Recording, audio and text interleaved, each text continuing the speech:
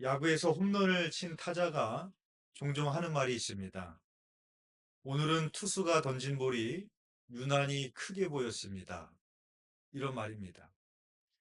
야구에서 타자가 컨디션이 좋을 때, 그래서 그날 좋은 성적을 기록할 때는 투수가 던지는 볼이 유난히 크게 보이는 법입니다.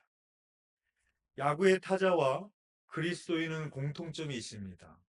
야구의 타자가 볼이 크게 보일 때 볼을 잘 칠 수 있듯이 그리스도인에게도 신앙이 성숙할 때에는 자기의 죄가 크게 보이는 법입니다. 반대로 이야기하자면 신앙이 성숙하지 못하다는 것은 자기의 죄를 크게 보지 않는 것이고 오히려 다른 사람의 죄를 크게 보는 것입니다. 나의 영적인 상태가 좋을 때가 있고 좋지 않을 때가 있습니다. 여러분은 그 차이가 뭐라고 생각하십니까? 주일 예배에 빠지지 않는 거? 더 열심히 봉사하는 거? 이런 것도 포함되겠지만 내가 영적인 상태가 좋다는 것은 나의 죄를 크게 보고 민감하게 반응한다는 겁니다. 반대로 내가 영적인 상태가 좋지 않다는 것은 내 죄를 크게 보는 것이 아니라 다른 사람의 죄를 크게 봅니다. 그래서 내가 회개하는 것이 아니라 저 사람이 회개해야 돼. 그렇게 생각할 때입니다. 사단은 우리에게 죄가 작은 것으로 별로 대수롭지 않은 것처럼 보이려고 속입니다. 왜냐하면 죄가 작게 보여야 우리는 그 죄의 심각성을 인지하기 어렵고 결과적으로 죄가 놓은 덫에 걸려 범죄할 가능성이 높아지기 때문에 그렇습니다. 그래서 성숙하지 않은 그리스도인은 죄에 대해 둔감합니다. 자신의 죄를 깨닫지 못합니다. 죄를 깨닫더라도 심각하게 받아들이지 않습니다. 이에 반해 성숙한 그리스도인이란 사소한 죄에 대해서도 아주 예민하게 반응을 합니다. 성숙한 그리스도인이 죄에 대해서 민감한 이유가 무엇이겠습니까? 하나님과의 관계를 무엇보다도 중요시 여기기 때문입니다. 그리고 죄로 인하여 하나님과의 친밀함이 깨지는 그 고통이 얼마나 고통스러운지를 알기 때문에 그렇습니다. 우리는 이러한 점을 다윗에게서 찾아볼 수가 있습니다. 다윗이 영적으로 좋지 않았던 때를 단면적으로 보여주는 사건이 있습니다. 다윗이 밧세바를 간음하고 그의 남편 우리아를 치열한 전쟁터로 내몰아서 죽게 만들었습니다.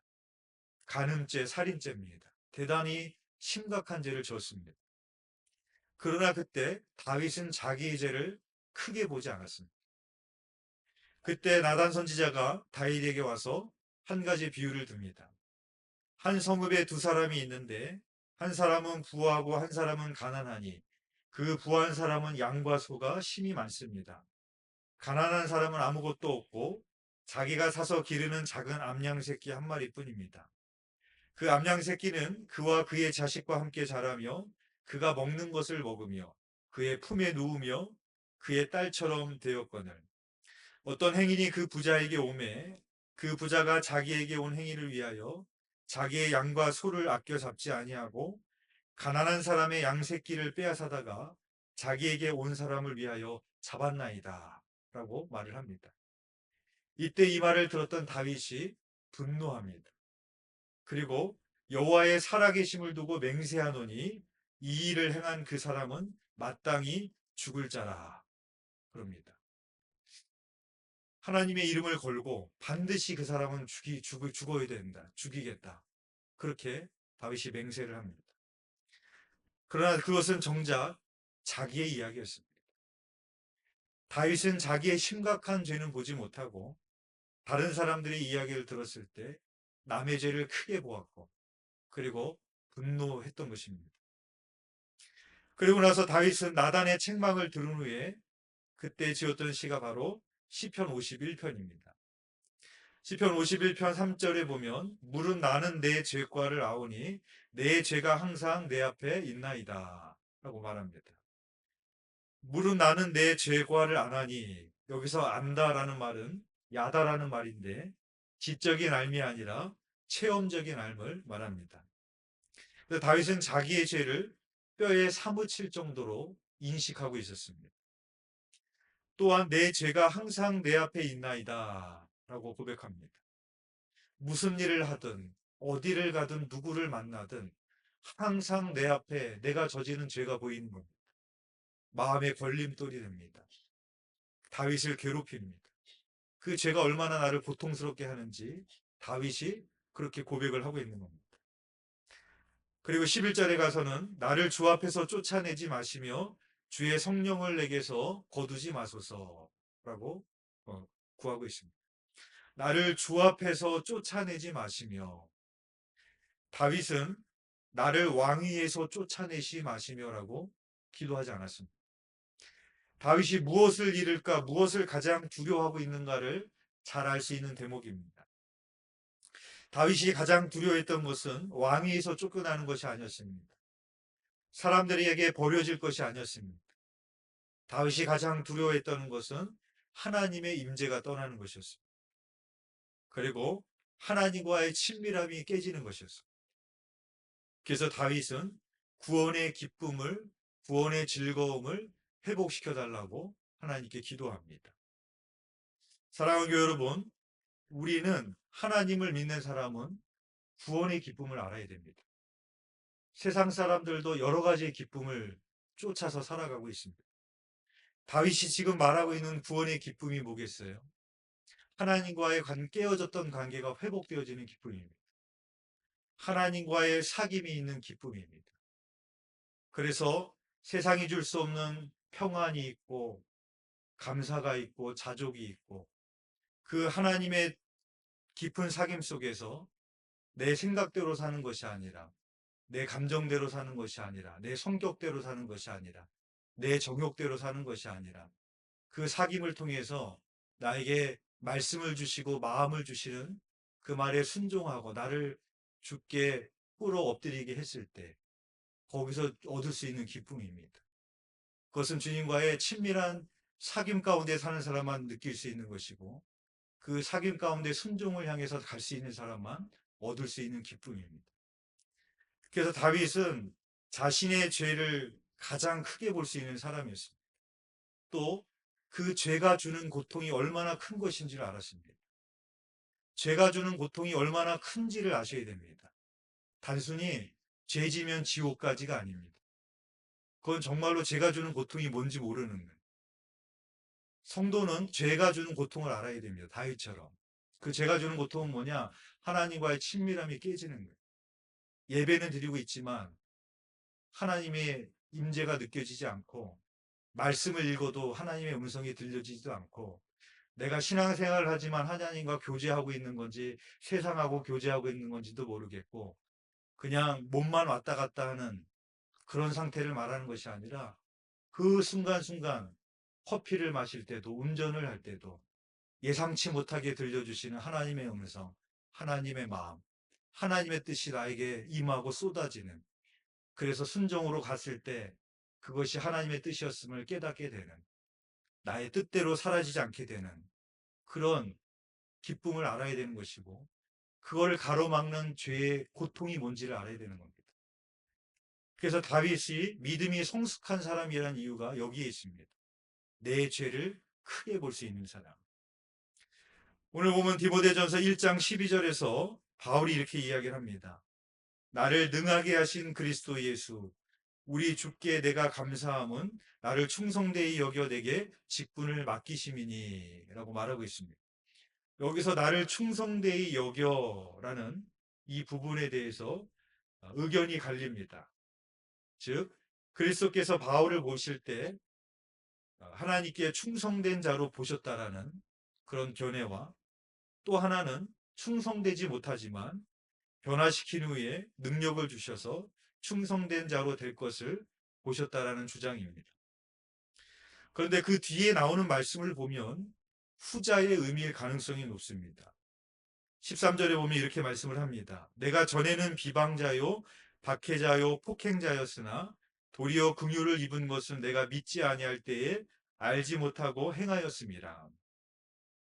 바울은 예수 그리스도를 만난 이후에야 회심하기 이전에 자신의 모습을 깨달았습니다.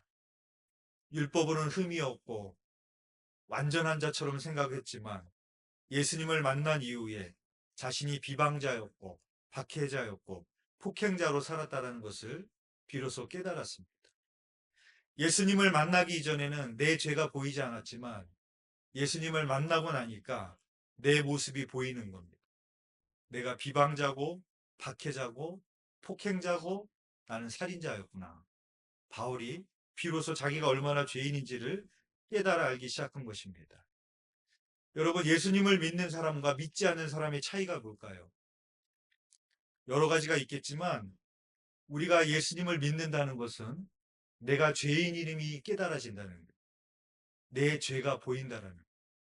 내 죄가 보이니까 하나님의 은혜가 얼마나 크고 놀라운지도 깨달아지게 되는 것이고, 내 죄가 보이니까 하나님의 은혜를 필요로 하는 것입니다. 예수 믿는 사람들입니다. 그러나 예수 믿지 않는 사람들은 내 죄가 보이지 않는 거예요. 그러니까 내가 죄인이라는 사실이 믿어지지 않고, 그러니까 하나님의 은혜를 필요로 하지 않는 겁니다. 이게 예수 믿는 사람과 예수 믿지 않는 사람의 차이입니다. 그래서 바울은 또 이어서 이렇게 이야기를 합니다. 15절입니다. 미쁘다 모든 사람이 받을 만한 이 말이요 그리스도 예수께서 죄인을 구원하시려고 세상에 임하셨다 하였도다. 죄인 중에 내가 괴순이라 라고 말하고 있습니다. 바울은 다마스커스로 가는 도중에 예수님을 만난 후에 자신의 삶을 완전히 바꾸고 예수님의 사도가 되었습니다.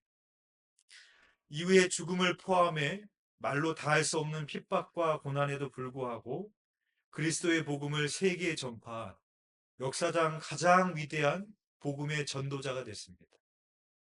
그리고 아마도 바울은 예수님을 만나고 회심한 이후에 더 이상 큰 죄를 짓지는 않았을 겁니다. 그런데 바울이 뭐라고 고백하는가 하면 나는 죄인 중에 괴수다 라고 말합니다. 바울이 이렇게 고백하는 이유는 뭘까요? 정말로 큰 죄를 지었기 때문에 그렇게 고백을 하고 있을까요? 아닙니다. 바울은 예수님을 만난 이후에 신앙이 더 성숙해져 갔기 때문에 이런 고백을 하는 겁니다. 신앙이 더 성숙해져면 가면 갈수록 내 죄가 더 크게 보이기 때문에 그런 거예요. 그래서 사도 바울이 성경을 보면은 시간 흐름상 자기를 인식하는 인식 상태가 바뀌는 것을 볼 수 있어요. 처음에는 예수님을 만나기 전입니다. 회심하기 전입니다.